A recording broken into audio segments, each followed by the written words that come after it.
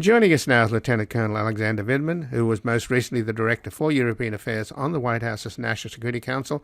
Prior to retiring from the U.S. Army, he served as a foreign area officer with assignments in U.S. embassies in Kyiv, Ukraine, and Moscow, Russia, and for the Chairman of the Joint Chiefs of Staff as a political military affairs officer. And he's currently a doctoral student and Foreign Policy Institute Fellow at the Johns Hopkins School of Advanced International Studies, a Pritzker Military Fellow at the Lawford Institute, and a board member for the Renew Democracy Initiative nonprofit, and a visiting fellow at the University of Pennsylvania's Perry World House. And he's the author of the new book, Here Right Matters, An American Story. And he has an article at The Atlantic, America Could Have Done Much More to Protect Ukraine. The paths to deterrence were not taken. Welcome to Background Briefing, Lieutenant Colonel Alexander Vindman. That guy sounds very busy, Ian.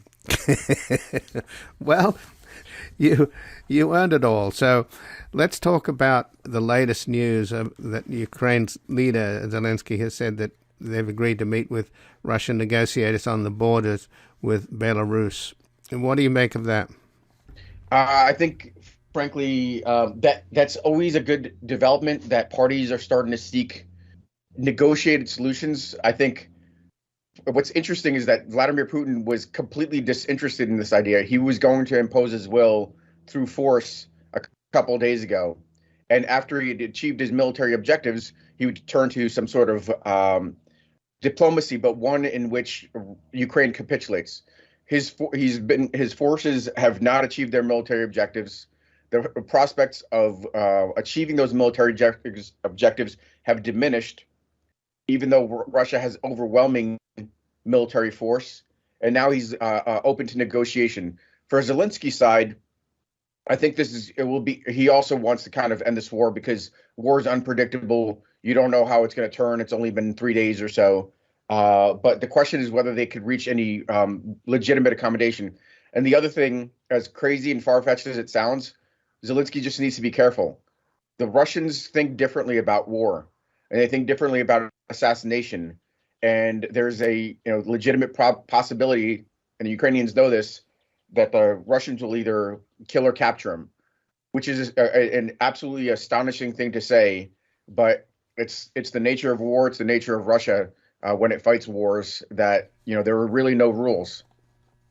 Well, that happened in 1956 with the Hungarians. That I spoke years ago to Arthur Macy Cox, who was a CIA station chief in Hungary at the time, negotiating directly with Andropov, who later became the General Secretary of the Communist Party. And they had negotiated essentially giving up Hungary to the reformists. And then, unfortunately, the British and the French and the Israelis attacked Suez, and that took Hungary off the headlines. And they then, instead of the very people that the Russians had negotiated, or the Soviets had negotiated with, they executed them all. Yeah. It's exactly right. I think history is a very good indicator of Russian actions, or actions in general. Frankly, I'm a historian, and I think right now we're starting to see the outlines of what I was most concerned about with regards to this warfare in Ukraine, both on the tactical level with the destruction of populated areas and Russia increasingly targeting infrastructure like they did in so many other places. Schools, hospitals, churches, but also at the strategic level, there was the bar for nuclear saber rattling is very, very low. It's frankly part of Soviet doctrine. It was part of Cold War brinksmanship, and Vladimir Putin, who's a Cold Warrior, understood it. We just happened to forget it, and this is why I was deeply concerned about not doing enough to stop this. That's why we should have done more to stop this, because it was about a wishful thinking to think that this was going to be a limited war. Well, Putin has put the Russian nuclear forces on full alert. I mean, one of the problems, and I don't think many people get their heads around this, is that in geopolitics, we have never had before the combination of organized crime and national security, nuclear weapons and the mafia. I mean, that's what we have. And it's an amazingly difficult thing to deal with. Do you think that the West really understands what they're dealing with this? Because all Putin offers is gangster government, like Lukashenko in Belarus is the model. And that's what he would like to install in Ukraine. This is what it's all about. And the Ukrainians have experienced democracy. And do you think the American people realize that Ukrainians are fighting and dying for democracy? And here at home, we're letting democracy slip through our fingers. I don't think so. It's interesting that we thought we could just, sit this one out. The Ukrainians are fighting this one on their own. There are other actions being taken in, let's say, in the economic sphere, but we're not a belligerent here, and yet there is nuclear saber rattling. What we need to do is, we need to relearn old lessons, lessons that we've forgotten about how we conducted ourselves with other nuclear belligerents, most notably the Soviet Union. We were continuously engaged in a Cold War with them through proxies. The ground rule was just no overt, no direct contact. Covert operations were fine. Fighting through proxies were fine. There were numerous examples of Korea where they were the pilots knocking out our planes and attacking our forces. Vietnam, where they were knocking out our planes with air defense. Grenada, for us, it was Afghanistan. This is something that we certainly have forgotten how to fight like this. But we're back in this world. We need to relearn our lessons. We also need to be unwavering and not lose our nerve when Vladimir Putin uses Cold War tactics and threatens nuclear escalation. He's not a madman. He's not suicidal. This is just a tool he's trying to use to engender, the flight part of the fight or flight reaction. And again, I'm speaking with Lieutenant Colonel Alexander Vindman, who was most recently the Director for European Affairs on the White House's National Security Council. Prior to retiring from the U.S. Army, he served as a foreign area officer with assignments in U.S. embassies in Kyiv, Ukraine, and Moscow, Russia, and for the Chairman of the Joint Chiefs as a political military affairs officer. And he's the author of the new book, Here, Right Matters, An American Story. And he has an article at The Atlantic. America could have done much more to protect Ukraine. The paths to deterrence were not taken. But in terms of soft power, obviously cutting Russian banks or most Russian banks off from SWIFT and particularly going after their sovereign wealth and their Federal Reserve, in effect, is going to be quite effective. And I'm sure, I don't think the oligarchs or the Siloviki surrounding Putin, we saw in that National Security Council meeting what's really going on there, where the top heads of Russian intelligence were quaking like nervous schoolboys before Putin, who was, screaming at them, speak plainly. I mean, it was a pathetic sight. So you realize that this is the new czar. He has absolute power. But still, when Peskov's own daughter is against the war and they arrested over 3,000 people, the young Russians don't buy into anything that Putin's doing. And probably now they all want to get out of the country. So do you think that he has any inkling? And also his forces aren't doing that well, although he sent in, this is what I worry about. In fact, I wonder what you have to say about this, Colonel Vindman. He sent in the conscripts mostly. Some of them are ill-equipped. They're surrendering. But he's holding back at least half of his forces. What is he doing? Is he sending in the sort of B team first, holding back the A team? Yeah, well, that's an interesting thing. I've been thinking through that because you're right, especially folks from the Eastern Military District that are attacking towards Kyiv. That is not a frontline. That is not a first kind of echelon unit. It is not very well equipped. My understanding seems to be that the strategy was to grind down maybe the Ukrainian forces, to probe them and to lose, to maybe take some casualties there. But there's also a deep wishful thinking, war optimism from how his forces were going to fare and how the Ukrainians were going to respond. So it's probably a combination of those two. A lot of kind of top tier units have not gone in, but there are some top tier units that have gone in. He's burning up his special operations forces. I mean, there's a large number of them, but he's burning them up because those are the guys that are on the ground trying to wreak some havoc, and those are not easily replaced. They're getting crushed by the Ukrainian armed forces. Well, they got crushed at the Antonov Air Base there in south of the city. There was another airborne operation where two IL-76s packed with Russian paratroopers were knocked out.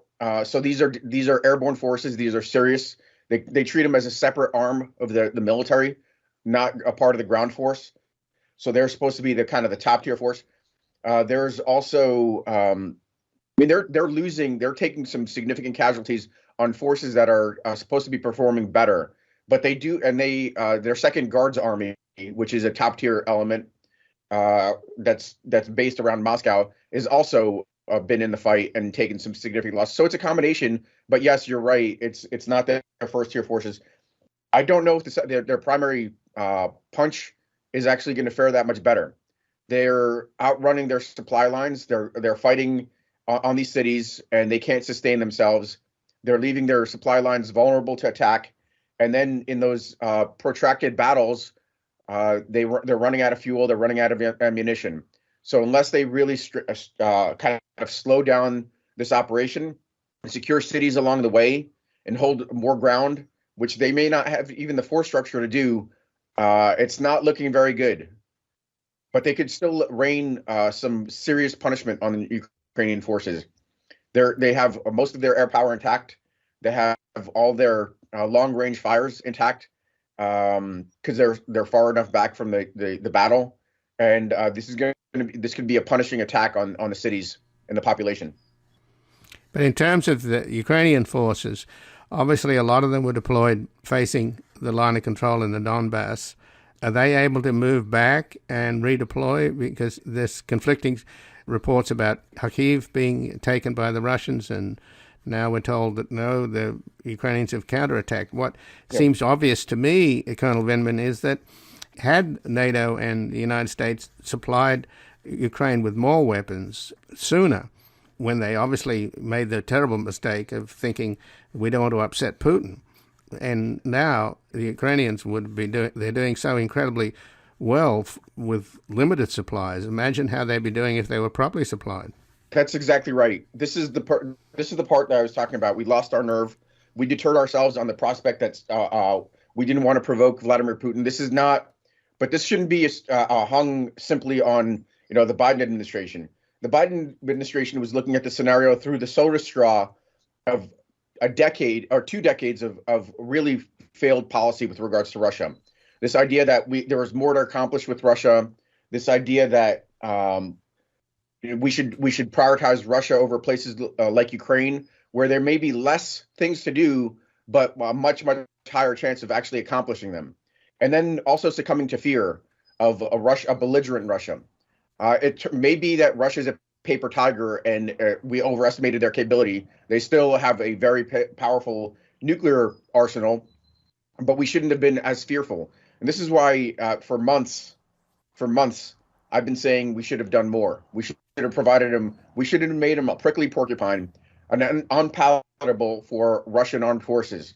They should have gotten a lot more short-range anti-tank capabilities, long-range or medium-range anti-tank capabilities. In terms of air defense, we've through our allies transferred some Stingers, but they need more, considerably more, because that's where Russia has the majority of their power is in air and long-range fires. And medium-range air defense, which are critical. Those are the ones where Russian bombers that fly above range of Stingers need to be vulnerable. And unmanned aerial vehicles. There's all sorts of stuff that they should have been getting along the way to really drive Russian calculus, and that would be having effects right now. Instead, the Ukrainians are literally on their own on the ground fighting this with limited supplies and really vastly outperforming the assessments of Western analysts, and the Russians are underperforming. And now we're trying to rush some additional equipment into the fight. But this, if and when the Ukrainians pull this out, it's not a done deal. It'll be on their own merits. They'll have been the ones that have pushed back the most belligerent authoritarian power in the world, and they'll have done it on their own, and they'll be the heroes of all democracies. But the stuff that's being sent in, and now the Germans, who originally wouldn't let these old howitzers come from the Baltic states, now they've changed their mind. They're sending equipment in. So is the U.S. How do you get that equipment into that country that's in the midst of a war? It obviously comes in from the West. Will it get to where it's needed? It will. It's actually not that hard because one of the things we're seeing is that the Russians are really quite poor at targeting, especially targeting deep into Western Ukraine. So flying stuff into it's probably not a wise idea to try to fly it into Ukraine itself, but flying it into Poland, flying into Romania, and then transporting it by ground across the border. I mean, this equipment could be there in hours, in a day, on the ground, and basically moving into positions where it's needed. The trick, of course, is going to be securing it as it moves forward to places like Kyiv, Kherson, Odessa, Mykolaiv, the places in the south, and the capital, and then the east in Kharkiv. Those folks are going to start running out of equipment. But this is a part of another part of the story is that the Russians have not achieved air dominance. It's still contested air. So you can get those things there. You just need to be very kind of careful. And it might be like small secured convoys that are not easily detectable to get them to move them up to where they need to go in the eastern portion of the country. It's doable. The Ukrainians are more than capable of getting it to where they need to go if they execute this as carefully as they've done their operations over the past 3 days. So this meeting that's supposed to take place between, I guess, Zelensky and the Russians negotiating on the Belarus border, assuming that they don't use this as a ruse to kill Zelensky or put him on trial, what kind of deal could be struck? Because the Russians have already, as far as I can tell, they've got a land bridge now from Crimea into Ukraine, do they not? There's certain advances that they've made. We don't know about Kyiv or not, where that stands. But in general, what would Zelensky be giving up in order to get peace? That's an interesting question. I've been thinking about how this war comes to an end. Um, I think Vladimir Putin needs to be concerned that if this continues, he does not end up that he ends up in a worse situation than he was when it started, because the Ukrainians are fully justified and likely capable of regaining their lost territories, Lugansk and Donetsk. As this war grinds down, and those forces that the Russians have built up for a very, very quick operation, not a sustained operation, but a quick operation that's supposed to last days and weeks, as they get ground down, the Ukrainians have the potential to counterattack and resecure Lugansk and Donetsk and establish their international boundary on the east. That is still rather far-fetched, but you can kind of see the path there now. It's not completely outlandish to see a solution like that. And most importantly, there's a potential that they might even be able to resecure Crimea, which has now been declared an territory of Russia. It's unlikely the Russians would defend it. They have overwhelming naval superiority and really could significantly disrupt attacks from the sea, from the air, and they have sufficient units in Crimea. But these things are now under threat, which is hard to imagine that Ukrainians have performed so well that maybe there's a path here. But we should not forget this is a long road to hoe. In fact, the Russians have probably 50 to 60% of their forces still out of this fight, and Ukraine's been putting up a valiant defense, but they're starting to run low on supplies. They probably are starting to run low on those very capable anti-tank systems.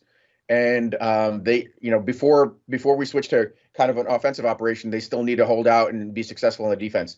So that's that's on the ground. From a kind of a larger strategic picture on resolution, there's a possibility for status quo ante. Basically, you go back to where you are before the day before this war started, but the Ukrainians no longer fear a Russian attack, because that was always looming. Now they don't have to fear it because they know that what they're dealing with, they know they could defend. But Russia still controls territory in these two regions, and you just go back to the conditions before, and then the international community comes in and resupplies Ukraine. with all the weapons that they need, and really funds a massive, massive reconstruction effort, one that doesn't just rebuild, but helps propel Ukraine into the community of Western nations. That's where we need the power and the strength of the Ukrainian people and and their will to bolster beleaguered democracies around the world. I mean, they've shown a path really for all of us, and we need to make sure that they realize their aspirations for the West. So just in closing, Colonel Vindman, the other side of the coin would be that Putin obviously wants to subjugate Ukraine. He says to denazify, for God's sake. You've got a Jewish president. How much could he end up succeeding in his wish to make Ukraine no longer a viable state? In other words, cut them off in Mariupol and cut them off on the Black Sea, so they'd be sort of landlocked rump state. Is there still a possibility of that? Nope, not really, because right now we're in this very, very acute phase, and we're still reluctant partners, even though the Ukrainians are doing all the fighting. But as this winds down, it would be a travesty, and I find it hard to imagine, based on the will shown by the West, that the Ukrainians are not provisioned with much more capable systems, including harpoons, to threaten Russia's embargo. Mariupol is under threat, but the Russians have taken 0 cities, and Ukraine and Mariupol, at least from the eastern side, is dug in. So that's not going to be an easy fight. They might be attacked from the west now, or they're certainly being attacked from the west, but they might hold under siege. I think the chances of Vladimir Putin achieving his objectives, as he had initially envisioned them, are 0, because initially he wanted a demilitarized, pacified state. That's not going to happen. Even if he were to achieve military success now, this late in the game, he'd have suffered massive, massive losses. Something that the Russians haven't experienced. We're probably approaching. So it's not near how many losses they sustained in Afghanistan yet, but we're probably not necessarily too far away. And that was a decades-long conflict. If this goes on, they're going to sustain those kinds of losses, and those contributed to the collapse of the Soviet Union. But he's going to have to potentially occupy, because the Ukrainian people will not take a puppet government. So already his smash and grab operation will have failed, and he's going to be exposing himself to more significant casualties all along the way. But that's maybe his best case scenario. I think everything else from there is worse than that, and the Russian people are not going to look favorably on this. And this nuclear saber rattling is also not going to pay off. Well, it better not. I mean, at the end of the day, he is threatening NATO with nuclear weapons. I mean, it's naked. Yeah. So, but it's the same thing that we've experienced. Our predecessors for generations experienced this kind of saber rattling, and they were unflinching. They held their nerve to protect their vital national security interests. We have to remember that Putin is not suicidal. He's not a madman, nor is his regime. So they're not going to move towards a mutually assured destruction. Well, on that note of not exactly encouraging note, but I thank you so much for joining us here today, Lieutenant Colonel Alexander Vindman. Thank you. Good talking to you again, Ian. Likewise. And again, I've been speaking with Lieutenant Colonel Alexander Vindman, who was most recently the Director for European Affairs on the White House's National Security Council. Prior to retiring from the U.S. Army, he served as a foreign area officer with assignments in U.S. embassies in Kyiv, Ukraine, and Moscow, Russia, and for the Chairman of the Joint Chiefs of Staff as a political military affairs officer. And he's the author of the new book, Here Right Matters, An American Story. And he has an article at The Atlantic, America Could Have Done Much More to Protect Ukraine, The Path to Deterrence.